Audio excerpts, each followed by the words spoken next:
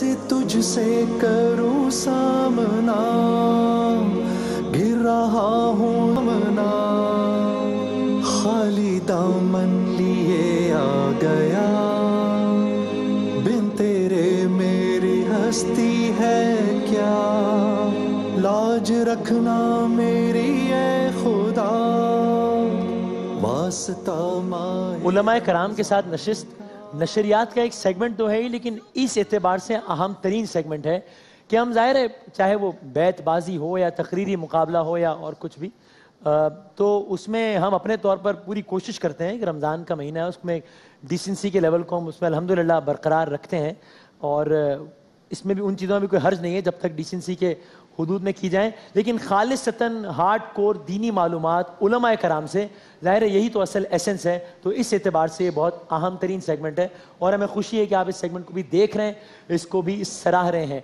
हम इंशाल्लाह ऑडियंस के भी सवालात कोशिश करेंगे एक दो दिन में लें, और जो हमारे व्यूअर्स हैं हम आपको बाकायदा ARY डिजिटल के जो हमारे सोशल मीडिया वेबसाइट्स हैं उनके एड्रेसेस भी बताएंगे जिस पर आप सवालात भेज सकते हैं। आज की हद तक मेरा अपना जो ज़ाती ट्विटर अकाउंट है वसीम बदामी WASEMBADAMI, उस पर आप सवालात भेज सकते हैं। हम कुछ सवालात शामिल करने की कोशिश करेंगे। जनाब मौलाना कुमैल नदवी साहब तशरीफ़ फरमाएं, बहुत शुक्रिया। मुफ्ती उमैर साहब हमारे साथ होते हैं, फैमिली का हिस्सा है, थैंक यू वेरी मच। जनाब मौलाना इस्माइल नूरानी साहब बहुत नवाजिश, और मुफ्ती अकमल साहब से हमने पहले ही दिन वादा ले लिया है कि ये इंशाअल्लाह आखिरी दिन तक इस नशरियात के इफ्तार में हिस्सा होंगे और साथ साथ तस्सीह और इस्लाह भी फरमाते रहेंगे जहाँ ज़रूरत होगी। अच्छा, अब कुछ सवालात क़िबला जो बज़ाहिर बड़े उमूमी नौयत के हैं, लेकिन वो हर साल आते हैं और वो इतनी तकरार से आते हैं कि हमें लगता है कि अभी भी लोग चाहते हैं कि इसका जवाब मिले, इसलिए हम वो सवाल कर रहे हैं। तो इसमें कोई फ़िक़ही हवाले से इख्तिलाफ हो तो बिल्कुल आप बताइएगा, आप भी अपना पॉइंट दीजिएगा। कुमैल साहब, आपसे सवाल पूछा है कि एक शख्स है जो कि बीमारी की वजह से रोज़ा रखने के काबिल नहीं है, पूछना वो ये चाह रहे हैं कि वो बीमारी की कौन सी सतह है, वो सतह कौन तय करेगा जिसके बाद इंसान समझ ले कि ये अब मैं इतना बीमार हो गया हूँ कि अब रोज़ा साक़ित है मुझसे। बिस्मिल्लाहिर्रहमानिर्रहीम। इसमें देखिए दो तरह की आरा हो सकती हैं। एक ये कि डॉक्टर ये कह रहे हैं कि आप रोज़ा ना रखिए, सही है, और दूसरा ये कि वो खुद इंसान फील कर रहा है कि मेरे लिए रोज़ा शदीद नुकसान का बाइस हो सकता है। सही है। अच्छा, अगर फ़र्ज़ कीजिए कि डॉक्टर ये कहते हैं, फ़िक़्ह जाफ़रिया के मुताबिक ये है कि हतमी राय उस फ़र्द की है, खुद की।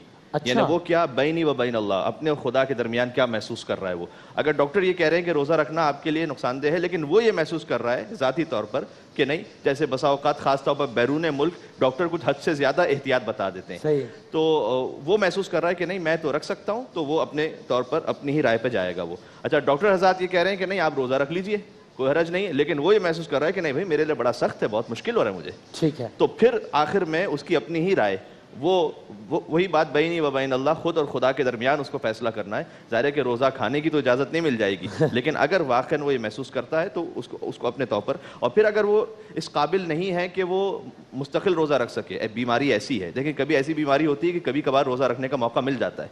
फ़र्ज़ कीजिए कि अगर पूरे रमज़ान में एक दिन भी उसकी सेहत ऐसी है कि वो रोज़ा रख सकता है, तो उस दिन का रोज़ा तो उस पर फ़र्ज़ है, वो तो रखना होगा।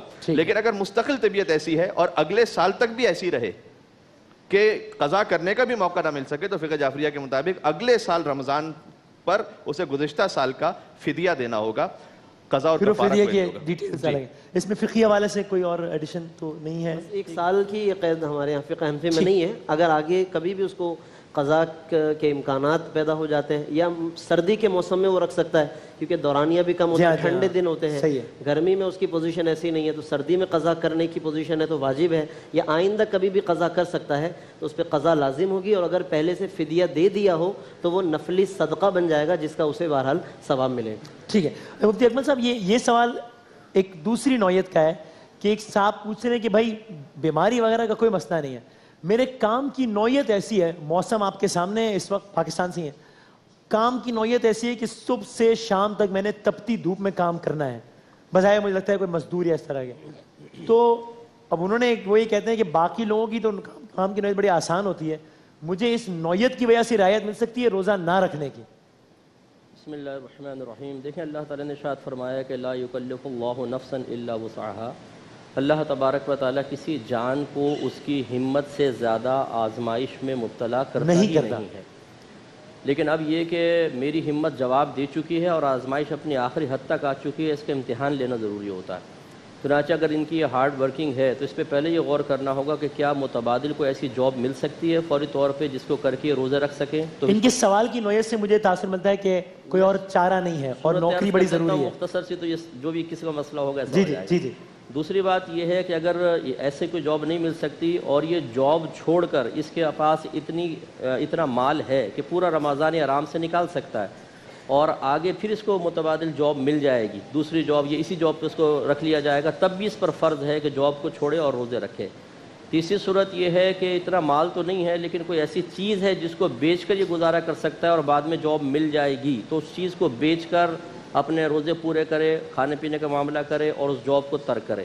لیکن اگر ان میں سے کوئی بھی چیز نہیں ہے، کوئی ایسی چیز نہیں ہے، نہ کوئی قرض دینے کے لیے تیار ہے، نہ کوئی متبادل جاب مل رہی ہے، تمام گھر کی کفالت اسی پہ ذمہ ہے اور واقعی روزہ پورا کرنا اس کے لیے باعث ہلاکت بن جائے گا، پھر اس کو رعایت ملے گی۔ جیسے دبئی میں نے یہ دیکھا کہ دوپہر میں جو ورکنگ کر رہے ہوتے ہیں کنسٹرکشن کا کام خاص طور پر، ان کا ایک تو ہیلمٹ، پھر مخصوص لباس نیلون کا سا ہوتا ہے اور وہاں کا موسم، اور اس میں ایک سکھ آدمی کو وہ اوپر سے گر گیا تھا، بے ہوش ہو کے مر گیا پھر وہ بیچارہ گرمی کی وجہ سے۔ تو ایسی صورتحال میں یقیناً رعایت دے دی۔ ٹھیک ہے، اچھا مفتی عمیر صاحب جی آپ کچھ ایڈ کرنا اس میں ایک اور خیال یہ رکھنا چاہیے کہ ہمارے وہ لوگ جو ایسے مزدوروں سے کام لیتے ہیں انہیں چاہیے کہ وہ رمضان المبارک کے مہینے میں ان کے کام میں تخفیف کر دیں، اور آپ صلی اللہ علیہ وسلم نے بھی یہی ارشاد فرمایا کہ جو اپنے مملوک پر یا ماتحت لوگوں پر تخفیف کرے گا، یہ تخفیف کرنا قیامت کے دن جہنم سے نجات کا سبب ہے۔ سبحان اللہ، سبحان اللہ۔ یا اگر اوقات کار میں تبدیلی ممکن ہو، اوقات کار میں تبدیلی ہو سکتی ہے۔ اس میں ایک صورتحال یہ بھی ہو سکتی ہے کہ بعض احباب ایسے ہوتے ہیں جن کے لیے سال کے کسی، اب پاکستان میں تو خیر یہ رواج نہیں ہے کہ لیبر کے حقوق ہوں لیکن بعض مقامات پر انہیں چھٹی لینا پاسبل ہوتا ہے، تو ان کے لیے پھر یہ ضروری ہو جائے گا کہ وہ ایسا اہتمام رکھیں کہ اینول لیوز ایسے موقع پر لے لیں کہ پھر وہ روزہ رکھیں۔ صحیح۔ اچھا اب عمیر صاحب ایک روش بڑی عام ہے اور ریسنٹلی زیادہ عام ہو گئی ہے، میسیجز فارورڈ کرنا۔ تو اب ہم نے یہ بھی سنا ہے کہ اللہ تعالیٰ یا اس کے حبیب صلی اللہ علیہ وآلہ وسلم سے متعلق کوئی جھوٹی بات ویسے بھی منسوب کرنا ظاہر ہے، مطلب ایک معیوب ہے، لیکن اگر ایسا انسان کر دے تو اس سے روزے کی صحت پہ بھی فرق پڑتا ہے۔ سنا کوئی فارورڈڈ میسج جس کے نیچے یہ بھی لکھا ہو کہ پچھلے ہفتے شکیل صاحب نے اس کو فارورڈ نہیں کیا تو ان کا بیٹا ہلاک ہو گیا تھا، اور نعیم صاحب نے فارورڈ کیا تو ان کی لاٹری نکل آئی تھی، تو اور اس میں اللہ یا اس کے حبیب کا کوئی قول ہو، وہ کوئی انسان تصدیق کیے بغیر کہ واقعی ان کا قول ہے یعنی فارورڈ کر دے، تو اس وقت روزے کی کانٹیکسٹ میں سوال ہے کہ اس سے روزے کی صحت پہ اثر پڑتا ہے؟ دیکھیے نبی کریم صلی اللہ علیہ وسلم کی طرف نعوذ باللہ اگر کوئی غلط بات منسوب کر دی جائے جو جھوٹی روایت ہو، تو اس کے بارے میں تو اس قدر سخت وعید آپ صلی اللہ علیہ وسلم نے بیان فرمائی ہے کہ جس نے جان بوجھ کر مجھ پر جھوٹ باندھا، فرمایا وہ جہنم میں اپنا ٹھکانہ بنا لے۔ تو اس کا اچھا اب یہاں اگر بدنیتی نہیں ہے، جی لیکن بس ایک بھیڑ چال ہے، میسج آیا فارورڈ کر دیا۔ دیکھیے یہ جب آپ حضور علیہ الصلوۃ والسلام کی طرف کوئی قول منسوب کرنے جا رہے ہیں تو یہ اب کوئی معمولی بات نہیں ہے، تو اب یہ بھیڑ چال نہیں چلے گی۔ جی یقینی طور پر اب آپ کو اس میں انتہائی احتیاط سے کام لینا ہے۔ ہمارے ہاں اکابر علماء جب حدیث کو روایت کرتے تھے تو اگرچہ انہیں یقین ہوتا تھا کہ یہ حضور کا فرمان ہے، اس کے بعد بھی کہا کرتے تھے او کما قال رسول اللہ صلی اللہ علیہ وسلم، یا جیسا کہ آپ صلی اللہ علیہ وسلم نے ارشاد فرمایا۔ تو اس میں دو باتیں ہیں، ایک بات تو یہ کہ ایسی حدیث کو آگے فارورڈ کرنے سے اجتناب کرنا چاہیے کہ جس کے بارے میں آپ کو یقین نہیں۔ میں مثال دوں آپ کو، جس نے رمضان کا مہینہ آنے کی بشارت دی وہ سیدھا جنت میں جائے گا۔ اب اس طرح کی بہت ساری جو ہے وہ چیزیں لوگ بنا کر آگے فارورڈ کر دیتے ہیں۔ اب جہاں تک روزے کی نورانیت پر اس کا اثر ہونا ہے تو یقینی طور پر ایک معمولی جھوٹ بھی اگر کوئی شخص بولتا ہے تو اس کا اثر بھی اس کے روزے کی نورانیت پر پڑتا ہے، جیسا کہ حدیث میں بیان ہوا کہ جائے گا کہ کوئی شخص آپ صلی اللہ علیہ وسلم پر نعوذ باللہ من ذالک کسی جو ہے وہ جھوٹی بات کو منسوب کر۔ صحیح، یہ کیا مبتلات روزہ میں سے ہے؟ جی اس میں فقہ جعفریہ کے مطابق خیر نورانیت پر تو فرق پڑتا ہی ہے، جیسے کہ ایک دفعہ سحری میں ہماری بات ہو چکی ہے کہ روزے کا صحیح ہونا اور ہے اور قبول ہونا اور ہے، تو قبولیت کے اعتبار سے تو بہرحال فرق پڑے گا، لیکن اس کی صحت کے اعتبار سے بھی فقہ جعفریہ کے مطابق اگر یہ نعوذ باللہ من ذالک کو اس طرح سے جھوٹ منسوب کرتا ہے تو روزہ باطل بھی ہو جاتا ہے۔ اچھا باطل ہو جاتا ہے، غلط ہو جاتا ہے، بالکل اس کو قضا کرنی پڑے گی، اس کا روزہ جو ہے وہ باطل ہو جاتا ہے۔ مجھے کل یا پرسوں کی بات ہے، ایک ایس ایم ایس موصول ہوا، میں آپ کے سامنے اسے شیئر کرتا ہوں، بڑی تعجب کی بات تھی۔ اس میں وہ لکھا ہوا تھا کہ اگر کوئی تمہارے ساتھ نیکی کرے تو اس کے ساتھ نیکی کرو، لیکن کوئی برائی کرے تو اس کے ساتھ برائی نہ کرو، مقابلے میں، اس لیے کہ خون کو پانی سے تو دھویا جا سکتا ہے لیکن خون کو خون سے نہیں دھویا جا سکتا. نیچے حضرت علی علیہ السلام، یعنی کیا مطلب ہے؟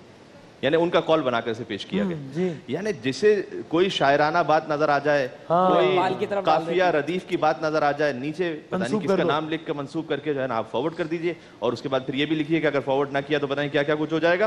یہ انتہائی غلط طریقہ کار ہے. کبھی کبھار تو ہمیں ایسا محسوس ہوتا تھا پتہ نہیں یہ سازشی تھیوریوں پر اتنا بلیو نہیں کرنا چاہیے، لیکن پتہ نہیں موبائل کمپنیاں یہ کام کرتی ہیں کہ باقاعدہ نیٹ ورک چلتا رہے. لیکن یہ انتہائی غلط طریقہ کار ہے اور اس کو کنڈیم ہونا چاہیے. تو اور مفتی اسماعیل صاحب، یعنی آپ ویورز کی بتائیے کہ اس پر ذرا بڑا دل کریں، حوصلہ کریں، چونکہ واقعی جب بات اپنے گھر پہ بچوں پہ آتی ہے انسان کہتا ہے یار کر ہی دو فارورڈ. بھائی شکیل صاحب کا صاحبزادہ شاید فوت ہو ہی گیا ہو واقعی، تو چھوڑو یار. تو اس پہ دل بڑا کریں، کوئی ایسی بات نہیں ہے. بالکل. دیکھیں جب تک یہ موبائل وغیرہ کا اتنا رواج نہیں تھا تو اس وقت ہمیں اچھی طرح یاد ہے کہ مساجد میں باہر پرچے تقسیم ہوتے تھے اور نیچے لکھا ہوتا تھا 20 اور کاپیاں بنا کے فارورڈ. اور پھر اس میں دلچسپ بات یہ تھی کہ یہاں پرچہ تقسیم ہوتا تھا کہ بنگلہ دیش میں فلاں شخص کا نقصان ہو گیا. لازمی سی بات ہے کہ بنگلہ دیش میں تقسیم ہوتا ہوگا کہ کراچی میں نقصان ہو گیا. کسی نے وہاں جا کے نہ پوچھنا ہے نہ انہوں نے یہاں کے پوچھنا ہے، لہذا دونوں طرح کے لوگوں کو بیوقوف بنایا جاتا تھا. اب میسیجز میں اسی طریقے سے یہ صرف رمضان کے ساتھ نہیں ہے، جیسے ابھی مفتی عمیر صاحب نے حدیث پیش کی، یعنی روایت جو لوگوں میں چل رہی ہے بشارت دینا. اسی طرح شب برات ہو تو ڈیجیٹل معافیاں چلتی ہیں کہ یعنی کہ جس طریقے سے I am sorry forward to all، اس کو بس سب کے سامنے. اور کسی نے بہت اچھا جملہ کہا، جب ایک نے بھیجا کہ بھائی مجھے معاف کر دینا، تو اس نے کہا بھائی میں تو خود اللہ سے معافی مانگ رہا ہوں، تو تم مجھ سے مانگ رہا ہے، تم بھی اللہ سے مانگو. تو اس طرح کی معافیاں اور اس طرح کی بشارتیں، پھر اس طرح کی میسیجز میں الجھانا، یہ ہمیں دین کے اور مستند دلائل سے دور کرنے کا سمجھ رہا ہوں ایک سازش ہے اور ہمیں اس سے بچنا چاہیے. بلکہ اس پر ایک تبصرہ یہ بھی تھا، یہ جو ڈیجیٹل معافیوں کا سلسلہ، کہ ایک فیشن میں ایسا بن گیا کہ بغیر پڑھے ہی سے لوگ فارورڈ کرتے ہیں. معافی کی کوئی اس میں اسپرٹ نہیں ہوتی، بلکہ اس پر پھر کسی ایک محترم کالم نویس نے کالم لکھا کہ کیا قیامت میں بھی اللہ سبحانہ و تعالیٰ وائی فائی دینے والے ہیں سب کو، کہ وہاں پر بھی ہم وائی فائی سے ڈیجیٹل معافی مانگیں گے ایک دوسرے سے؟ کیا یہ طریقہ کار ہے؟ کیا لگا کے رکھا ہوا ہے؟ واقعاً جنہیں ناراض کیا ہے اور جن کا حق بنتا ہے ان کے پاس جا کر حوصلہ پیدا کریں کہ جا کے معافی مانگے ان سے. پھر جا کے پوری دنیا میں فیس بک پر اگر آپ کے پاس 10,000 لوگ ہیں، ان سے معافی مانگنے سے نہیں، اگر آپ کے والدین خدا نخواستہ ناراض، اصل ان سے جا کے ان کے قدموں میں بیٹھ کے معافی مانگے. یہ صحیح اسپرٹ ہے. اچھا مفتی صاحب، اس کی ایک انٹرپریٹیشن کیا یہ ہو سکتی ہے کہ اصل معاملہ ہے نیت کا، دلوں کا؟ یعنی اکثر لوگ ٹیکنالوجی سے فائدہ بھی اٹھاتے ہیں کہ واقعی انسان کو لگتا ہو کہ یار مثلا میری جاب کی نیچر ایسی ہے کہ جس میں تعلق ایک وقت میں ہزاروں لاکھوں لوگوں سے رہتا ہے. مجھے ایک خوف رہتا ہے، اب یہاں اب میرے سے مراد میری فیلڈ کا کوئی بھی اور شخص ہوتا ہے کہ شاید کبھی کسی بات سے، کبھی کسی ایکشن میں ہمیں پتہ بھی نہ ہو اور کوئی ڈسہارٹ ہو گیا ہو. کبھی 100 لوگ تصویروں کی گزارش کرتے ہیں، ہم 10 سے بنوا لیتے ہیں، 11ویں سے معذرت کر لیتے ہیں. تو ہم یہ سوچتے ہیں کہ ایسے موقع کو ایک اپورچونٹی کے طور پہ جانتے ہیں، ٹویٹ کر دیں، ایک پوسٹ کر دیں کہ بھائی کبھی ایسا ہو گیا، اور اللہ جانتے ہیں کہ نیت اس پہ کیا ہوتی ہے. تو اس کی ایک انٹرپریٹیشن یہ بھی ہو سکتی ہے. دیکھیں، جس کے ساتھ ہم نے کوئی کوتاہی کی ہے، غلطی کی ہے، وہ دو طرح کے ہو سکتے ہیں. ایک وہ جس کے پاس بآسانی پہنچنا پاسبل ہے، صحیح ٹھیک ہے. ایک وہ ہے جس کو معلوم تو ہے کہ کون ہے لیکن پہنچنا بڑا مشکل ہے، جیسے یو کے میں رہ رہا ہے مثال کے طور پہ. ایک وہ ہے جو نامعلوم ہے، جیسے آپ نے کوئی جیسے جملہ بولا آپ فرما رہے ہیں اور ہو سکتا ہے کسی کی دل آزاری کا سبب بن جائے. تو جہاں تک پہنچنا ممکن ہے وہاں تو سنت کے مطابق طریقہ یہی بتایا گیا ہے کہ اس کے پاس جا کر اپنے نفس کو ذلت پر پیش کریں، معافی مانگیں اس سے، کیونکہ جب آپ نے اس کے ساتھ کوتاہی کر کے اس کو ڈیسائیڈ کیا، اس کو تکلیف پہنچائی ہے، تو کم از کم نفس کو اتنی تکلیف تو محسوس ہونی چاہیے. باقی جس تک رسائی ممکن نہ ہو اس کے لیے پھر یہ بہترین طریقہ ہے کہ پھر اس کے علاوہ کوئی ہے ہی نہیں چاہ رہا کہ پھر چلو میسیجز کے ذریعے یا کم از کم کال کر لیں. اس میں یہ ہے آدمی سوری زبان سے کہتے ہوئے بعض اوقات گلٹی فیل کرتا ہے، لکھنے میں آسانی ہے. تو جہاں تک مالی امور بھی جو ہے نا طے میں، تو میسیجز پہ جہاں تک پہنچنا ممکن ہو وہاں تک چاہے جسمانی لحاظ سے چاہے آواز کے لحاظ سے پہنچ کے معافی. وقت ختم ہو گیا. اسماعیل صاحب ایک مختصر میں اگر جواب دے سکیں تاکہ میں ایک سوال تو لے لوں سوشل میڈیا سے. سجیل احمد صاحب ہیں، مسئلہ بڑا عامیانہ سا ہے لیکن مجھے اہم لگتا ہے. ان کے بھتیجے ہیں جس کی وہ عادت ہے، ہمارے یہاں ہوتا ہے یہ انگوٹھا چوسنے کی یا یہ ناخن وغیرہ کترنے کی، اس سے روزہ ٹوٹتا ہے یا نہیں؟ نہیں، جب تک کہ اس پر کوئی چیز اگر لگی ہوئی نہیں ہے، ایسی چیز کہ جو خارج سے اس پر لگی ہو، خواہ وہ پانی کا کوئی ذرہ قطرہ ہو یا اور کوئی چیز ہو جس کا ذائقہ آ جائے، جی ذائقہ نہ بھی آئے، وہ چیز اگر کسی طریقے سے اندر چلی جائے گی تو ایسی صورت میں تو روزہ ٹوٹے گا. ادروائز کوئی چیز اس کے اوپر لگی ہوئی نہیں تھی، تاہم اس سے اجتناب کرنا چاہیے، لیکن روزہ بہرحال نہیں. اس میں ایسے کوئی اختلاف نہیں. بالکل اسی طرح. بہت شکریہ، بہت نوازش مفتی کمیل مہدوی صاحب. उमैर साहब, इस्माइल मुरानी साहब और मुफ्ती अकमल साहब, बहुत शुक्रिया। इंशाल्लाह सहर में फिर उलमाए कराम से ये नशिस्त का सिलसिला जारी रहेगा। वक्फे के बाद दोबारा हाजिर होंगे। माहे रमजान यूं आ गया, बन के रहमत ये फिर छा गया, कैसे तुझसे करूं सामना, गिर रहा हूँ जरा थामना, खाली दामन लिए आ गया।